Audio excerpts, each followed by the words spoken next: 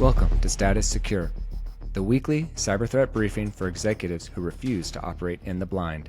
Hosted by the Watcher 6 Collective, uniting former Army Special Forces and Naval Special Warfare Communications operators, alongside an industry-leading CISO nominated for Cybersecurity Woman of the World. We cut through the noise and give you the operational intelligence you need for mission success in a hostile digital environment. The enemy is listening. Is your status secure? Welcome to Status Secure. Today we're covering the data theft extortion groups that have rewritten the ransomware business model across all sectors. The QR code and social engineering attacks that are slipping past the training your people have already had. And then we're getting into something different. CISO sat in on a nationwide Health-ISAC threat briefing last week, the healthcare sector's own intelligence sharing call, and she's going to walk us through what the sector is actually warning us about right now. CISO, let's start with extortion. There's a group called World Leaks that keeps coming up. Who are they, and why does this model matter to everyone listening and not just healthcare? Yeah, so World Leaks, profiled as a distinct threat actor, priority in the Health-ISAC's Q2 2026 health sector heartbeat. So if you're not familiar, Health-ISAC releases like their newsletter. That's what they call the the heartbeat, because, health sector, right? Sorry, I had to say that. Whatever were specifics discussed about the World Leaks at the ISAC, their sector business continuity exercise, right? So, it's known this group is has been targeting a lot of organizations. What they do is they just do data theft extortion, right? So they not only steal and threaten to leak, your data, right? And we talked about that, where they steal and extort. So, they're not just extorting you, they're stealing and they're, selling your data, right? Or putting it on the dark web. They're leaking that data out anyway. So backups don't save you from that, right? From that, they already have your data. It's important because every sector, has data that can be monetized. For healthcare, it's patient records. For GovCon, it's CUI, which is, unclassified information. Right? Tech, you're talking about your customer data, your tech, your source code. Right? Finance is, of course, financial information, so accounting data. So the extortion economy doesn't respect industry; they don't care. So World Leaks, will target anyone, right? Not just the health sector. This is why sector level intelligence sharing exists too, because they target sectors differently depending on known weaknesses, because usually the health services organizations have similar vulnerabilities, right? Same thing with GovCon and same thing with tech. So this is why it's important that we share information across the sector, right? Because you can't do it alone. Yeah. And then the second threat, I think, is one people underestimate because it sounds maybe too simple, but QR codes, right? And social engineering. So walk us through this term, quishing, and these newer techniques, because they're getting past defenses that used to work. So quishing is, where you use QR codes, you embed like a bad link, right? Or, you embed in the image. You've got ClickFix and FileFix. These are all deception-based attacks that exploit, human behavior. The QR code is an image. It sidesteps the URL scanning. Right? So, most of you are familiar with vulnerability scanning, right? Well, you're not doing vulnerability scans on a QR code most of the time, right? So that totally misses the QR code. The payload only resolves once the victim scans with a phone, often a personal device. So I see people scanning QR codes all the time, all day long. I was just telling you, right? I see security people scanning QR codes. You go to a conference, people say, I see it. They say, can I have, do you have, can you share your information so we can talk about it? And then they give you a QR code, or you see like a little flyer, right? You see flyers, advertisements with QR codes, and then you just scan them. You don't even think, right? About them. So it's so easy. It's so easy for them. They just make one QR code, they send it out, and they just catch whoever doesn't think about it and just does the scan. Okay. So social engineering harvests the credentials and access that feed the extortion groups. Same door pattern. It's just Quishing is just easier. It's less effort on their part. Yeah, got it. And so for anyone listening, like, what are 3 things they can do this week against both extortion groups and these social engineering techniques? Well, you have to look at QR codes just like you do links that you get in an email, right? You don't just randomly click links anymore. That's what security awareness training has taught people. So when you see a QR code, there are apps that you can safely use to scan the QR code, and it will actually look at the, what that QR code is doing. Like where is it sending you? Assume the breach is a leak, not a lockout. Minimize and encrypt sensitive data, right? So make sure that you're encrypting your sensitive data. I mean, that's part of your, a lot of controls requirements in each of the sectors. Make sure you're connected, right? Like to threat intel organizations. So ISAC, which is the Information Sharing and Analysis Centers, they exist for all the sectors. So Health-ISAC is for healthcare, FS-ISAC is for finance, right? And so on, right?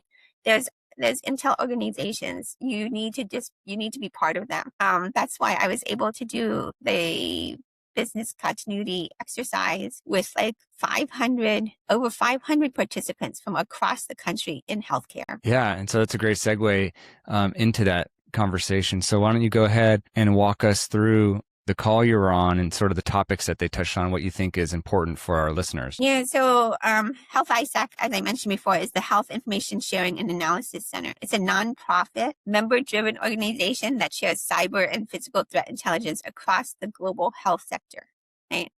ISACs exist for most critical infrastructure sectors. So if you can, and you can go on to NIST and it'll tell you what sectors are considered infrastructure, like critical infrastructure. You've got bulk electric utilities, you've got healthcare, right? You can take a look, but they're the trusted member-only channels where organizations share threat data. They never post publicly. So they, like when I requested to be a member, and just so you know, it's not like anybody can join. Right? Okay. When you request to join, they will validate who you are before they allow you in. Okay. And it's organization based. So it's not like I can just join as a individual member. An organization joins. So like a hospital will join, a payer, insurance, health insurance. Organization will join, and then their employees are allowed to join. So just be aware of that, right? These are real-time alerts, indicators, and defensive collaboration. So as soon as something happens in the industry, they're on top of it, right? And so it's one of the fastest ways to find out what's going on, especially if things are happening across across the sector with multiple organizations. Okay. Healthcare is one of the most targeted sectors because the consequences of disruption are so severe. Error-wise, that's the Health-ISAC CISO has framed these as patient safety and business continuity crisis, not just IT events. I mean, it's healthcare. So, the most important thing is really patient safety. Right? So that's the most important. And even when we did the business continuity exercise, it's all about care of patients, access to care, pharmacy, ability. Just imagine if you couldn't get critical medications that you needed to live because your doctor couldn't send the prescription to the pharmacy, or the pharmacy received it, but they're not authorized to pay, the insurance company says, hold on this because we can't confirm. And so either you have to wait or you have to pay out of pocket. And some of these medications are hundreds of dollars, right? So just imagine that. Or you're in the hospital, right? You're in a hospital And a lot of times people don't understand how hospitals work. So when you're in a hospital and there's an emergency and that hospital goes down, they can put up a MASH unit. Most hospitals know how to do that, right? But those, I'm going to age some of us, but if you remember MASH, right? Hospitals can put up a MASH unit, right? Really fast. So they can operate, critical care. But imagine if, if they were just overloaded and, if they were overloaded, what they do is like if a hospital is down and they have to put up a MASH unit and they're overloaded, they will redirect patients to other hospitals. But if other hospitals are having the same problem, where is the patient going, right? Yeah. So the great thing is, ISAC distributes information to more than 1,200, they distribute more than 1,200 targeted alerts across the sector. And that was just last year, right?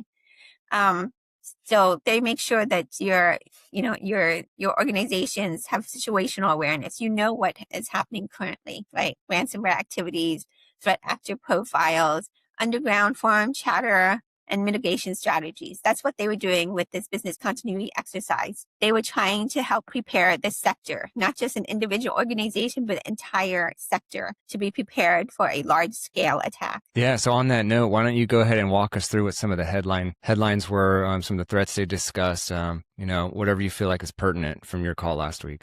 Yeah. So when they put this scenario where, all of a sudden, they're starting to get information that a cloud provider, right? And they didn't name because it doesn't matter. A cloud provider is starting to see, is starting to experience some kind of incidents, some performance issues, and potential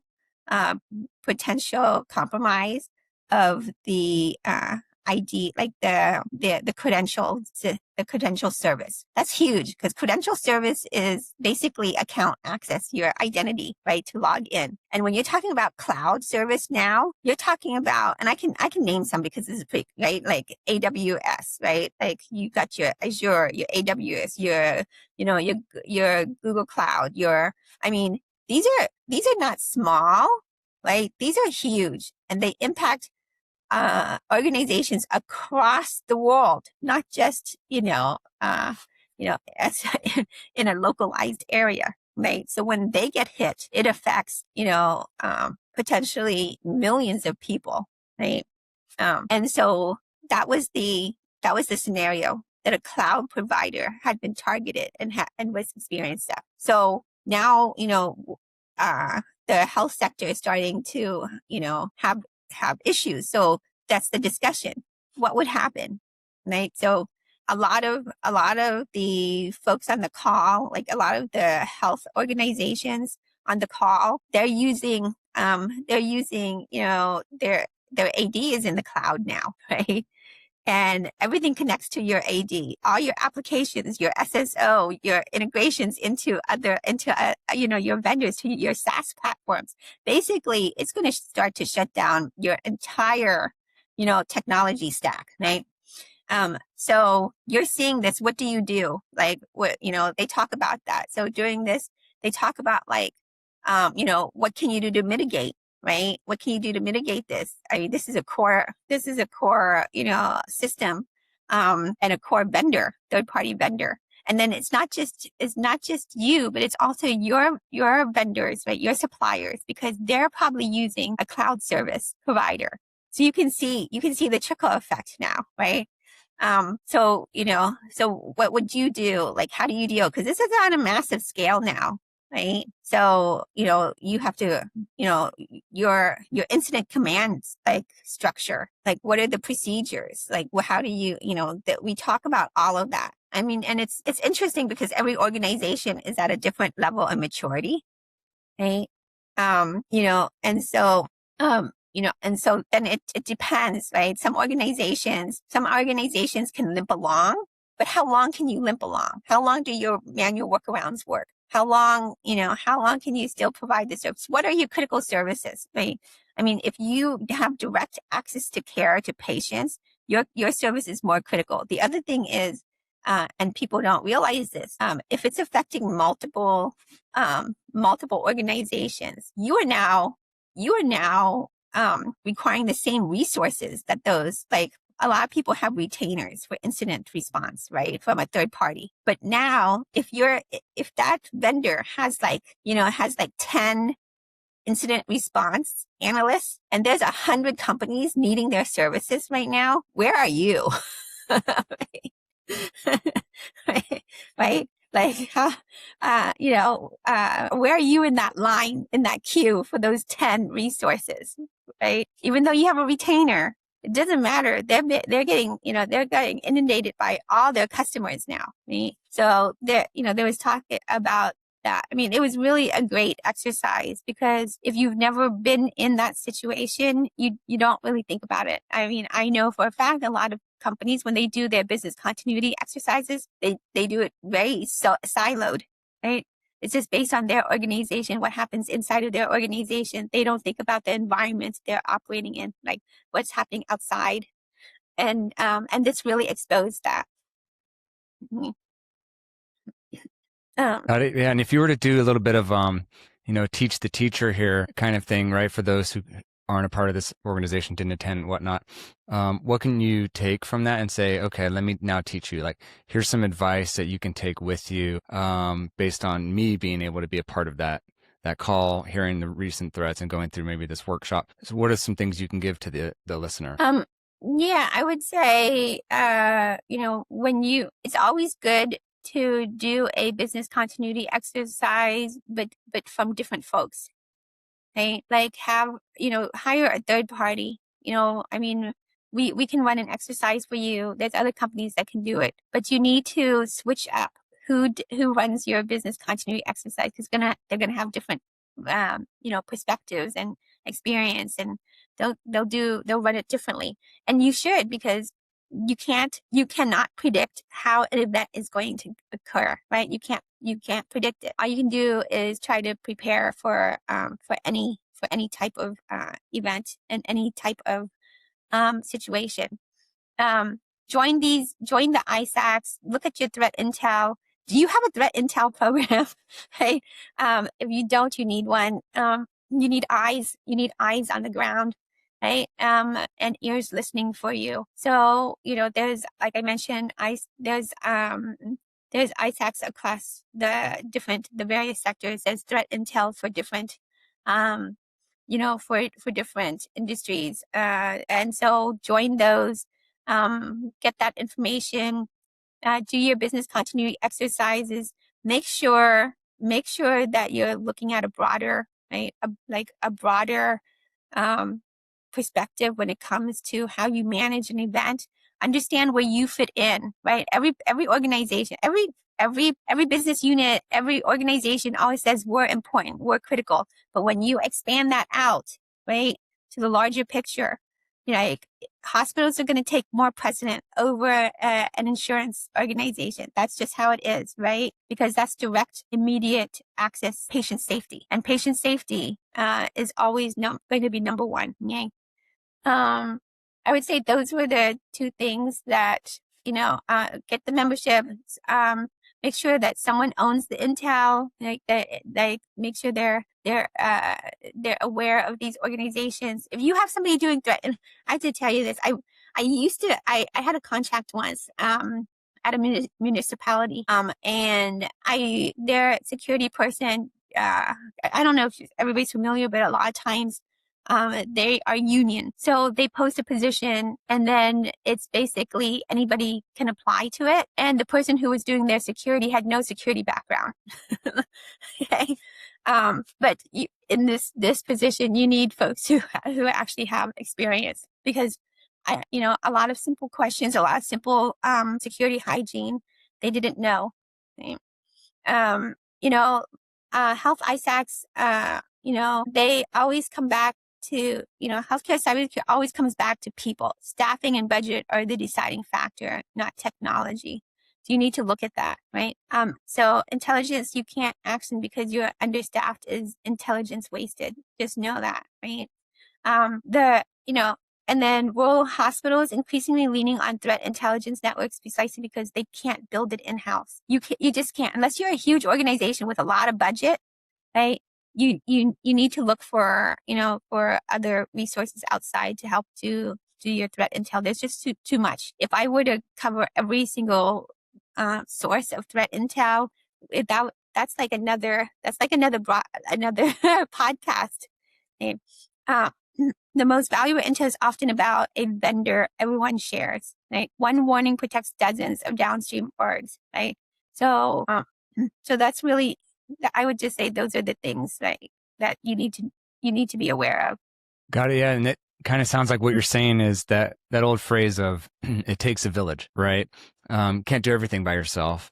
And, thinking about the topics we talked about today, from world leaks, the extortion group, the QR code, social engineering attacks that might be slipping through the cracks, third-party exposure, right? And you're not the topic or the theme here is you're not defending yourself alone, or maybe you weren't supposed to, right? So let's plug into your sector's intelligence, act on it, and you'll be able to see the threats coming as opposed to being isolated and then finding out when you're already breached, right? So mission success starts with knowing what your peers already know. Trust but verify your own posture. Hey, plug into your ISAC. Action this quarter's threats, re-verify your vendors, and execute the standard, and we'll see you next week.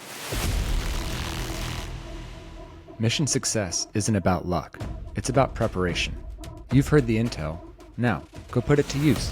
If you need to verify your security posture, I've established a secure line at watcher6.com/secure. Go there to get the briefing the enemy doesn't want you to have. We'll see you next week. Until then, keep your head on a swivel.